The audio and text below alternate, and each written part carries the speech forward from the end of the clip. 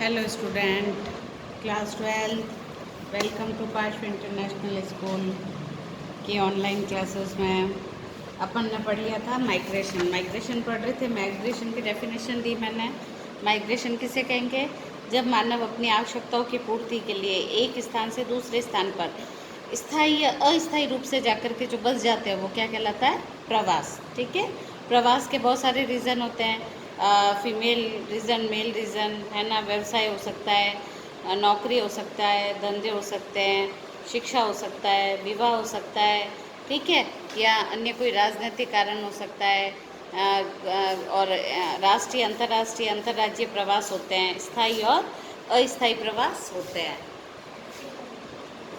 स्थायी और अस्थायी प्रवास होते हैं, जहाँ पर जैसे लोग रोजगार के लिए एक स्थान से दूसरे स्थान पर, कई उदाहरण आपको देखने को मिलते हैं, जैसे मुंबई, दिल्ली है ना। दिल्ली के आसपास के एरिया के लोग सुबह ट्रेन में ट्रैवल करते हुए जाते हैं, जॉब करके वापस आ जाते हैं, ठीक है। लेकिन यहाँ कुछ लोग होते हैं जो जहाँ वहाँ जा कर के रह जाते हैं कुछ समय के लिए, कि भाई नौकरी है, जब तक रह रहे हैं, और उसके बाद वापस अपने घर की तरफ आ जाते हैं। ऐसा जो प्रवास होगा वो कौन सा प्रवास कहलाएगा? है ना। ये प्रवास मौसमी प्रवास होता है कि भाई ऋतु के अकॉर्डिंग कुछ लोग जैसे फार्मर होते हैं, बहुत ज़्यादा बारिश होती है या बहुत ज़्यादा ठंड होती है तो वो क्या करते हैं, मैदानों की तरफ उतर जाते हैं। ये मौसमी प्रवास कहलाता है। और ये हो जाता है सीजनेबल प्रवास, कि जॉब के लिए जिन कुछ महीने व्यवसाय ज़्यादा रहता है, जॉब करने गए और वापस लौट के आ गए। तो ऐसे प्रवास के अलग अलग प्रकार थे जो मैं आपको बता चुकी हूँ। अब आता है प्रवास के परिणाम। अब प्रवास के क्या परिणाम होते हैं?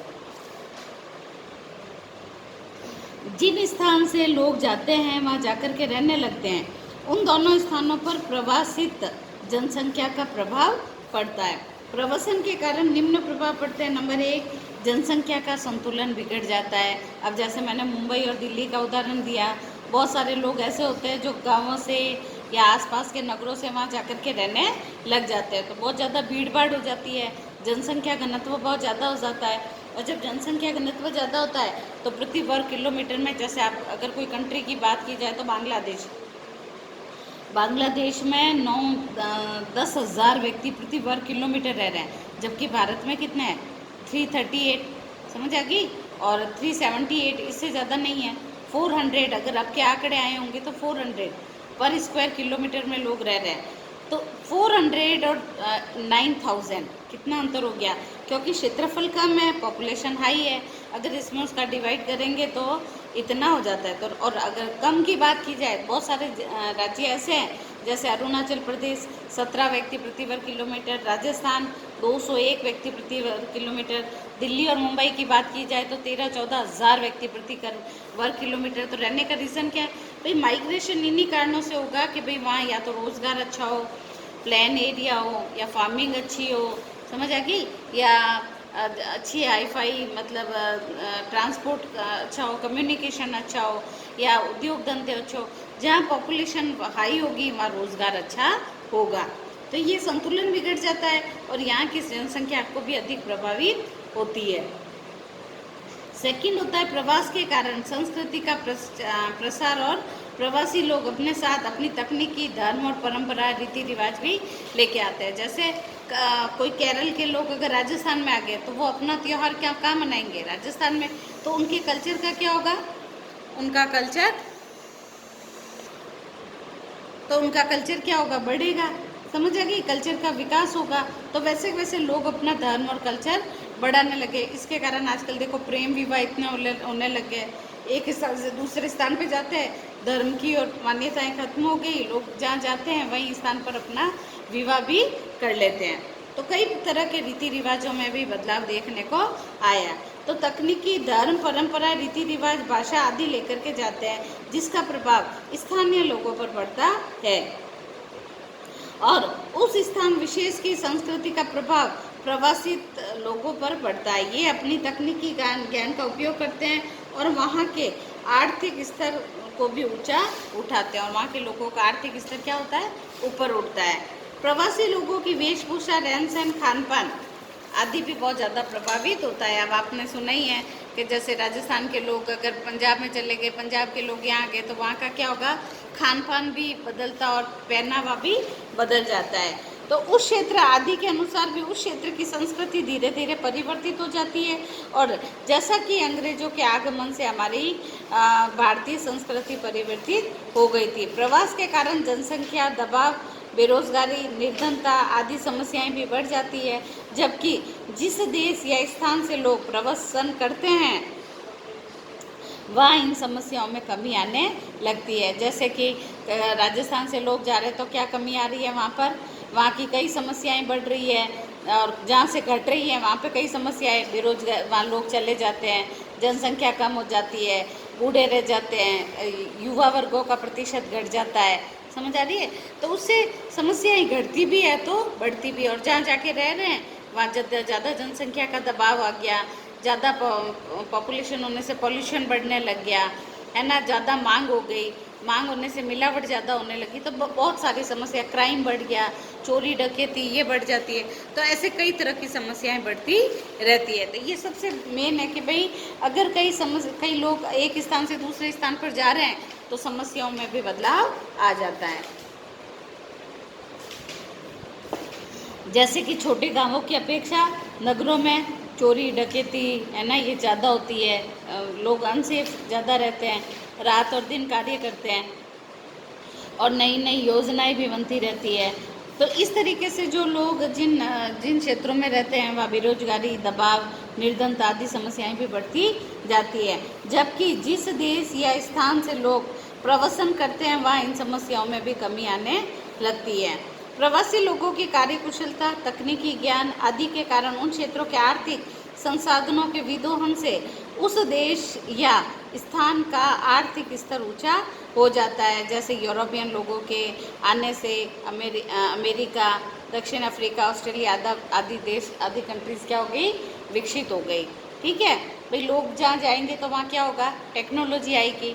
एक स्थान से दूसरे स्थान पर जाने पर तकनीकी विकास भी देखने को मिलता है, तो उससे कई तरह का विकास होता है। अब मानव विकास संकल्पना HDI का कॉन्सेप्ट क्या है भाई, कौन सी कंट्री, HDI का आकलन कैसे होगा, आर्थिक, भाई मैं कहूँगी कौन सा देश आर्थिक स्थिति में अच्छा है, सामाजिक स्थिति में अच्छा है, स्त्रियों के साथ भेदभाव नहीं है, राजनीतिक स्थिति में अच्छा है और कल्चर में अच्छा है, मनोवैज्ञानिक परिस्थिति में अच्छा है या नैतिक मूल्यों में अच्छा है। तो उसका आकलन सिर्फ आर्थिक स्थिति के आधार पर नहीं किया जाए।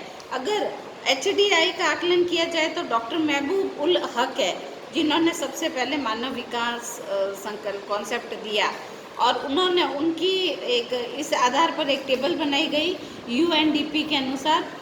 सबसे पहले नॉर्वे नंबर 1 पे आता है 9 और इसका आकलन 0 से 10 के बीच किया जाता है। नॉर्वे, सेकंड नंबर पर ऑस्ट्रेलिया, थर्ड नंबर पर संयुक्त राज्य अमेरिका, फोर्थ नंबर पर जर्मनी, फिफ्थ नंबर पर स्वीडन, और भारत कितने पर आ रहा है, भारत आता है लगभग 138, है ना। और उसके बाद केन्या, पाकिस्तान, सबसे एंड में अगर बात की जाए तो जाम्बिया, चाड और नाइजर। तो पूछ सकते हैं कि HDI में भारत की रैंक कौन सी है, तो 138, और सबसे नंबर 1 पे कौन है, तो नॉर्वे, सेकंड पे कौन, टॉप 5 का तो आपको नाम लर्न करना पड़ेगा। अब HDI क्या है, मानव विकास संकल्पना। मानव विकास मूलतः बहुआयामी संकल्पना है जिसके आर्थिक, सामाजिक, सांस्कृतिक, राजनीतिक और संस्थागत, मनोवैज्ञानिक परिस्थितियों एवं नैतिकता जैसे अनेकों पक्ष समाहित होते हैं।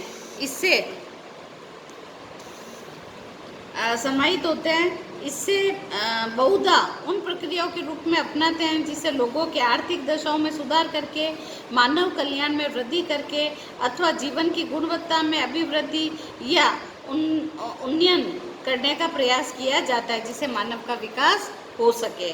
सर्वविदित है कि विकास का लक्ष्य लोगों का कल्याण ही होता है और जन कल्याण केवल धन के द्वारा ही नहीं संभव, बल्कि अब मैं कह दूँ किसी कंट्री में बहुत ज़्यादा धन है लेकिन वहाँ की राजनीतिक स्थिति अच्छी नहीं है या आर्थिक स्थिति अच्छी नहीं है, तो ऐसी स्थिति में क्या होगा, अपन ये नहीं, स्त्रियों के साथ बहुत भेदभाव है तो वहाँ ये नहीं कह सकते कि वो HDI में टॉप है, यानी मानव विकास संकल्पना में टॉप है, नहीं।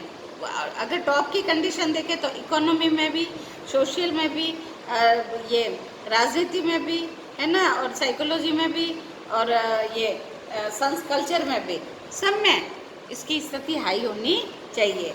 तो अनेक दशकों तक किसी देश के विकास के स्तर को केवल आर्थिक वृद्धि के रूप में ही देखा जाता था। इसका अर्थ यह है कि जिस देश की अर्थव्यवस्था जितनी बड़ी होगी उतना ही अधिक विकसित माना जाता है, लेकिन इस वृद्धि का अधिकांश लोगों के जीवन में परिवर्तन से कोई संबंध नहीं था। और पहली बार मानव विकास संकल्पना के संबंध में प्रसिद्ध अर्थशास्त्री महबूब उल हक और डॉक्टर प्रोफेसर अमर्त्य सेन ने मानव विकास की अवधारणा प्रस्तुत की। क्वेश्चन बनता है कि मानव विकास संकल्पना सबसे पहले किसने दी? तो डॉक्टर महबूब उल हक और डॉक्टर अमर्त्य सेन। फिर नेक्स्ट आता है मानव विकास संकल्पना का UNDP जो है 1990 में प्रकाशित किया गया, ह्यूमन डेवलपमेंट इंडेक्स, ठीक है। और लोगों के विकल्पों को परिवर्तित करने की प्रक्रिया को मनुष्य के विकास के रूप में परिभाषित किया गया है। भाई जहाँ पे बदलाव होगा वहाँ पर विकास होगा, और जहाँ बदलाव नहीं होगा वहाँ पे विकास की संभावनाएं कम होगी।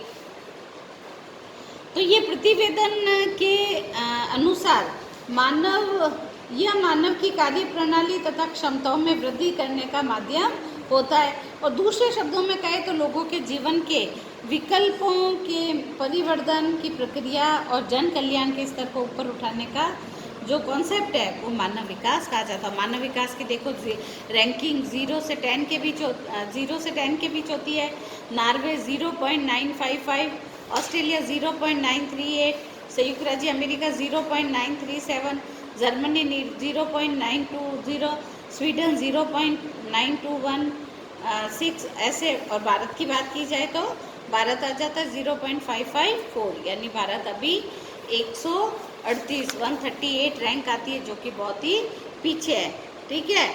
अगर राज्यों की बात की जाए तो भारत में विभिन्न राज्यों में केरल 0.77 सर्वोच्च स्थान पर है भारत, और इसके बाद दिल्ली, हिमाचल प्रदेश, गोवा और पंजाब आता है। और जबकि बिहार, उड़ीसा, छत्तीसगढ़ जैसे राज्य देश में सबसे नीचे आते हैं। इसके कारण राजनीतिक, आर्थिक, ऐतिहासिक घटक प्रमुख हैं। केरल के मानव विकास सूचकांक का सर्वोच्च होना उसके लिए उच्च साक्षरता दर को भी महत्वपूर्ण माना गया है, ठीक है। अब ये HDI इसमें क्वेश्चन, ये देखो इम्पोर्टेंट पॉइंट्स जो दे रखे हैं वो भी आपको लर्न करने हैं, या फिर आप उसको लिख लेना नोट्स में, ठीक है। और उसके बाद है जो स्थानांतरण में निर्मित देश, संयुक्त राज्य अमेरिका, ठीक है। और अंतर्राष्ट्रीय प्रवास क्षेत्र के माध्यम, अंतर प्रवास को परिभाषित कीजिए। अंतर्राष्ट्रीय प्रवास किसे कहते हैं? प्रवास मानव विकास सूचकांक में न्यूनतम अधिकतम किन अंकों का मध्यम आकलन किया जाता है? कॉन्सेप्ट किसने दिया? और HDI की फुल डेफिनेशन क्या है? HDI का ये इसका प्रकार भी बताने हैं, ठीक है। और उच्च मानव सूचकांक और निम्न मानव सूचकांक में अंतर बताना है। Thank you.